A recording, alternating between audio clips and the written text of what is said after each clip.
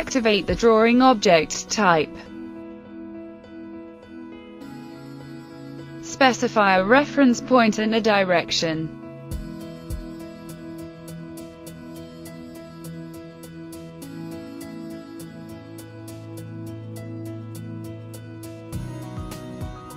Draw the desired object.